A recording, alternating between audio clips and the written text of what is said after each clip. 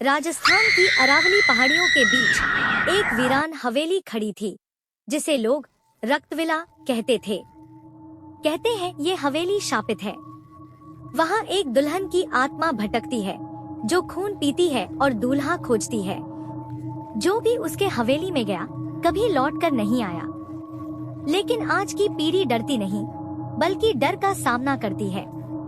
4 दोस्तों, विवान, एक brave YouTuber, Megha, एक बहादुर और होशियार लड़की, सौरभ, मजाकिया लेकिन जिंदा दिल लड़का, और त्रिशा, थोड़ी डरपोक मगर तेज दिमाग वाली लड़की, मिलकर एक पैरानॉर्मल यूट्यूब चैनल चलाते थे। एक रात उन्हें एक रहस्यमयी ईमेल मिला। रक्तविला अब भी खुली है। क्या आप अंदर जाने की हिम्मत रखते हैं? रूपविला की दुल्हन। विवान मुस्कराया, भाई, ये तो मिलियन व्यूज वाला मौका है। चलो। गांव वालों ने उन्हें रोका। वो दुल्हन आज भी दूल्हे की तलाश में है, मगर वो सब तैयार हो गए। शाम का वक्त, सूरज ढल चुका था। झाड़ियों से भरे रास्ते से होते हुए वे चारों उस काली और भयानक हवेली के सामने पहुंचे। दरवाजा अपने आप चरचराता खुल गया।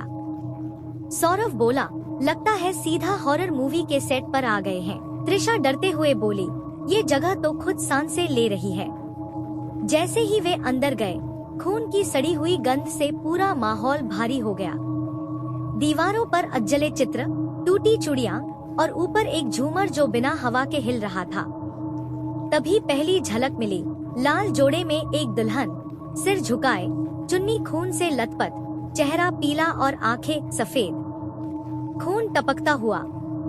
विवान चीख पड़ा, मगर पल भर में ही वह गायब हो गई। हवेली की आत्मा जाग चुकी थी।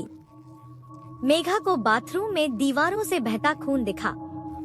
सौरभ को उसकी ही आवाज में कोई कहता सुनाई दिया, तेरा वक्त आ गया है। त्रिशा को एक पुरानी डायरी मिली, हवेली की बेटी रूपविला की।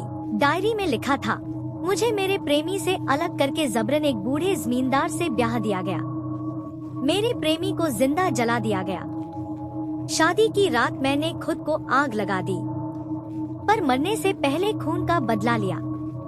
अब मुझे मेरा सच्चा दूल्हा चाहिए। रात 12 बजते ही हवेली की दीवारों में शादी की धुन गूंजने लगी। हर कोना सज गया।